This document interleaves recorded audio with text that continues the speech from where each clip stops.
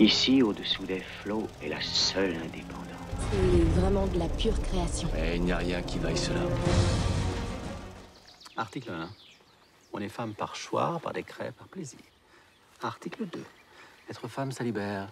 Que les activités futiles et rigolotes soient permises. Les contrevenantes seront à l'amende. Par exemple, une tournée de repassage. Yo, c'est moi le repassage, hein, c'est... Article 3. Être femme, c'est parfois dangereux. Interdiction de quitter la maison. Les poulets sont jamais loin et qui dit poulet dit cabane. À la rigueur, une balade en forêt. C'est pour notre sécurité. Article 4. Être femme, c'est la révolution. On devra toutes faire au moins une fois une petite révolution personnelle. Article 5. Être femme, c'est pisser assise. Même en pleine nature. Article 6. On n'est jamais sûr d'être femme. Tout relâchement sera sanctionné. Article 7.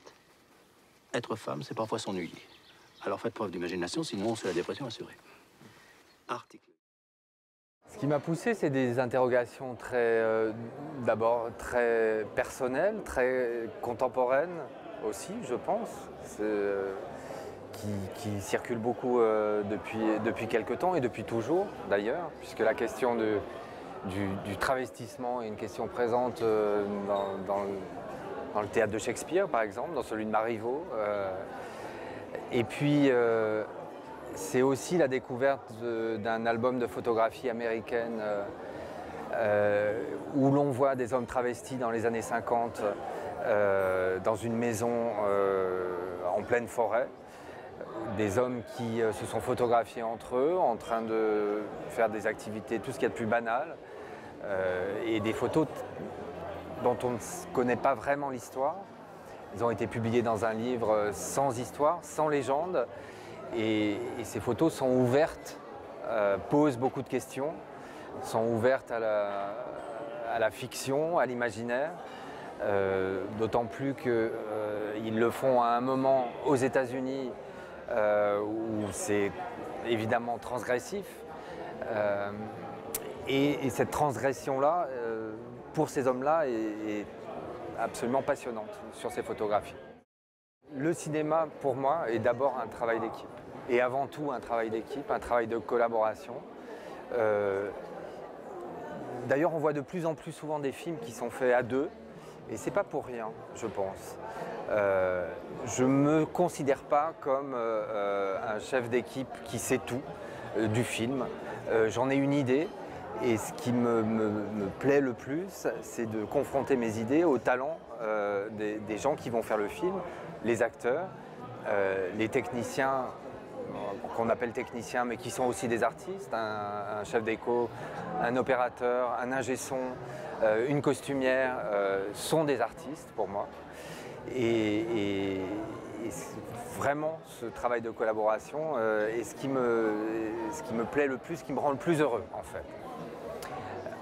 En ce qui concerne les comédiens, je pense que pour des hommes, pour des comédiens, revêtir un costume de femme est un rôle rêvé. Et un rôle qui permet de faire des choses que d'autres rôles ne permettent pas. Donc ils étaient très heureux. Après, ça engage des choses très intimes, très personnelles. Et on était suffisamment proches les uns des autres pour que ces choses-là puissent transparaître et faire tâche, si je peux dire, sur les personnages. Le format, c'est là encore une collaboration avec le chef opérateur, avec Georges Le Chaptois, qui est un très grand chef opérateur, que je remercie. Pour deux raisons. D'une part parce que c'est le format historique de l'époque, donc ça nous amusait. Et pour une autre raison plus précise, qui est que c'est un format presque carré, qui implique un certain type de mise en scène, un certain type de cadrage, qui me semblait tout à fait adéquat au sujet. Je ne voulais pas cadrer les acteurs dans des plans très rapprochés. Je voulais que le portrait soit à la taille et pas jusqu'ici, aussi parce qu'on tourne dans des caméras qui sont tellement précises que ça en devient gênant, avec ces maquillages très marqués. Donc c'était une vraie volonté esthétique. On ne fait pas une mise en scène dans un cadre carré comme on le fait en cinémascope, on ne choisit pas les mêmes décors, donc tout ça a fait sens entre le décorateur, la costumière, l'opérateur et les acteurs aussi. Ils ne bougent pas, ils ont une grande conscience de comment ils sont cadrés, ils se renseignent toujours. Donc voilà, ça a créé un travail particulier. Pour les costumes, Anaïs Roman est une costumière qui a fait pas mal de films d'époque, donc c'est aussi pour ça que je l'ai rencontrée, que je me suis tourné vers elle. Et en même temps, elle a une conception de l'époque qui n'est pas pointilleuse, c'est-à-dire qu'elle est toujours là pour rendre le costume vivant et pas figé dans son époque. Et ça, c'était important aussi pour ce film d'époque-là, qu'il ne soit pas, quitte à faire des anachronismes, que ce film-là soit un film d'époque qui nous parle aussi d'aujourd'hui. C'est par elle que le scandale arrive en fait. C'est elle la plus moderne de toutes. Et il fallait une actrice de cette poésie, de cette modernité-là, pour incarner ce personnage, qui est une bourgeoise de province qui étouffe dans son costume, justement, qu'elle va faire éclater. C'est pour ça qu'on a beaucoup joué avec les coiffures.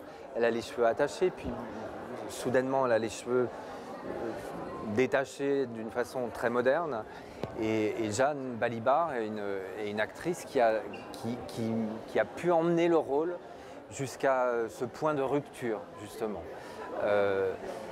Le discours qu'elle fait, puisque son passage à l'acte, elle, est de faire un discours humaniste devant une assemblée de gens bien pensants, discours qui peut aujourd'hui paraître pas si scandaleux que ça, mais à l'époque, dénoncer la guerre comme étant un lieu où les jeunes appelés allaient mourir, enfin dénoncer ce qui n'était pas une guerre encore, en tous les cas la nommer comme telle, ce qui n'était sûrement pas possible.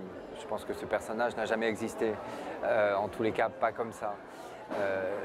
Pour incarner ça, je voulais que l'actrice ait cette force-là, cette fantaisie-là, cette audace-là. Ma culture, elle vient du théâtre, et d'ailleurs dans le film, il y a beaucoup d'acteurs de théâtre. La façon dont ils incarnent les personnages, il fallait ça pour ces personnages-là. Les lumières, effectivement, sont très travaillées, presque comme au théâtre, dans des clairs-obscurs très affirmés. Il s'agit quand même d'histoire d'invention de soi, de représentation de soi. Donc fabriquer dans la mise en scène, dans l'esthétique du film, une forme de théâtralité me paraissait être l'outil cinéma qui allait servir le sujet. L'outil cinéma emprunté au théâtre, justement. C'est pour ça qu'il y a des scènes successives. Quand je dis scène de théâtre, puisqu'il y a celle du cabaret, il y a la scène où Jeanne Balibar fait son discours. Il y a une scène d'opéra. Voilà, effectivement, ce sont des jeux de mise en scène de soi qui passent par le théâtre. Je crois qu'on n'est jamais indépendant. Quel artiste a créé en toute indépendance? On est toujours dépendant de quelqu'un. Après, il faut le savoir. Le cinéma, ça a cette ambiguïté-là, c'est d'être en même temps un art, mais aussi une industrie. Donc, il faut arriver à trouver une place suffisamment juste pour ne pas être englouti par l'industrie, dévasté. Quant à revendiquer à tout craindre son indépendance, ça serait un petit peu se tromper d'endroit.